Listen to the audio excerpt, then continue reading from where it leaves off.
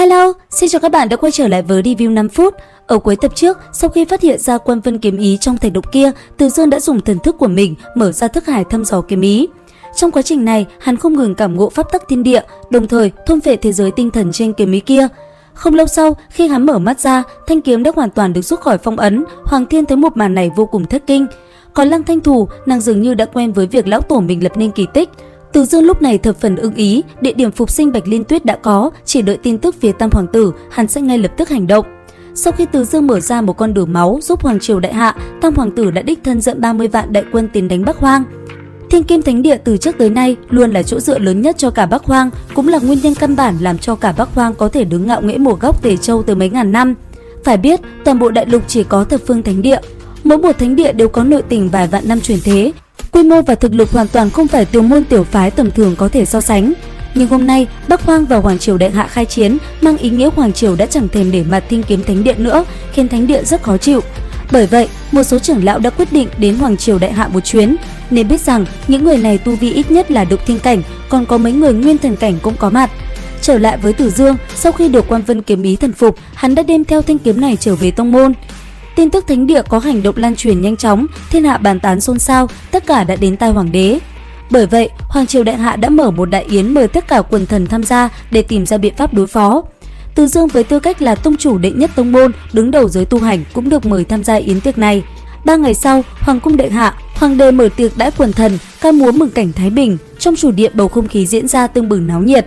Từ Dương ngồi ở bàn đầu tiên bên trái, tỏ rõ địa vị đệ nhất tu sĩ tông môn, hiển nhiên Hoàng Triều tận lực an bài, phương diện lễ nghi cấp bậc rất chu toàn.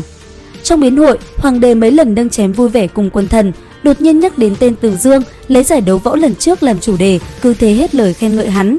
Lúc này thì một tên thân cận dưới trướng Ngũ Hoành Tử cũng nhanh nhẩu đề nghị phong Từ Dương làm thái phó, chọn một đồ đệ trong các vị hoàng tử truyền thụ công pháp cái thế.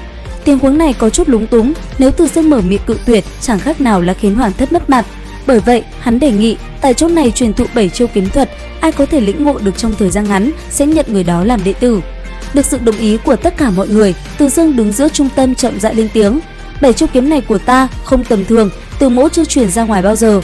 Nói cách khác, anh học xong 7 chiêu kiếm này cũng có nghĩa là trong tương lai sẽ có những cơ duyên khác, thậm chí quỹ đạo nhân sinh cũng sẽ thay đổi. Bác hoàng tử nghe có thể học kiếm thuật miễn phí nên vô cùng hào hứng. Ngũ hoàng tử lại tự tin về khả năng lĩnh ngộ của mình nên cả hai nhanh chóng đồng ý. Tốt lắm, hai vị điện hạ, xin hãy nhắm mắt lại, tâm cảnh linh hoạt kỳ ảo chuẩn bị tiếp nhận tuyệt thuật do ta truyền lại. Giọng nói của Từ Dương rất nhẹ, khi ba người đồng thời ngưng thần nhắm mắt, một cỗ khí tức cực kỳ mạnh mẽ từ bên ngoài cơ thể Từ Dương nhanh chóng khuấy động. Kiếm khí lưu quang tùy ý như mây mù bốc hơi lên xuống, cuối cùng hóa thành hai đạo linh quang màu xanh từ hai ngón tay Từ Dương, đồng thời tràn vào mi tâm Ngũ hoàng tử và Bát hoàng tử. Lúc này, không riêng gì cường giả, đại thần trên triều đình giật mình mà hoàng đế cũng vô cùng kinh ngạc. Thật không thể tin được, có thể thông qua phương pháp truyền hồn niệm cho cường giả động thiên cảnh để dạy. Điều này chứng tỏ cảnh giới của Từ Dương đã sớm vượt qua động thiên cảnh. Không lâu sau, khi Từ Dương truyền thụ hoàn tất, hai đại hoàng tử đồng thời mở mắt ra và nhanh chóng diễn ra trận luyện bản kiếm đạo trong chủ điện hạ cung. Không ai biết được Từ Dương truyền thụ chính là Quan Vân kiếm ý do hắn cảm ngộ được từ trong huyệt động kia. Đương nhiên, truyền cho hai hoàng tử chỉ là phần nhập môn tương đối thô thiển, dù có thế nào cũng đủ cho người bình thường học trong trăm năm. Quan Vân kiếm ý là công pháp kiếm đạo đỉnh phong, luôn được các cấp thánh địa tìm kiếm, rất thích hợp với hai hoàng tử tinh thông chiến trường, thông thạo sát phạt luyện tập. Chỉ thời giữa luận bàn của hai vị hoàng tử, hai người đã diễn hóa được 7-8 phần của 7 chiêu kiếm thuật, nhưng bản chất và nguyên tắc cơ bản cần phải xem lĩnh ngộ của hai người. Trong lúc yến tiệc tại Hoàng Triều đại hạ đang vô cùng sôi nổi, thì tại Thiên Lam Tông bất ngờ xảy ra biến cố. Một cao thủ động thiên cảnh không biết từ đâu xuất hiện, xông vào tông môn. Đình Phong là người đầu tiên phát hiện, đứng ra ngăn cản gã. Bởi vậy, một cuộc chiến đã liền nổ ra. Đến đây thì cũng hết tập 41 luyện khí 10 vạn năm. Liệu rằng diễn biến tiếp theo của bộ phim sẽ như thế nào? Theo dõi kênh để biết thêm chi tiết nha.